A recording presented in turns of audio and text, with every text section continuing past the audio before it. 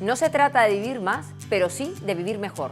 Así que veamos qué hábitos sencillos son los que llevan a cabo las personas que se sienten fuertes, a gusto con sus vidas y orgullosas de las decisiones que toman.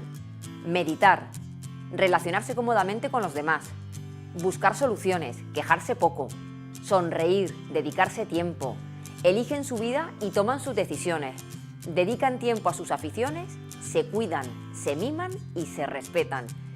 Sentirte a gusto con la vida es un proceso activo, puedes participar. Te animo a empezar con estos pequeños cambios. Y no tengas miedo, no te sientas ridículo. El paraíso está para disfrutarlo en vida. No siempre podrás sentirte feliz, radiante y lleno de energía, pero siempre podremos hacer un hueco en el día para estar a gusto.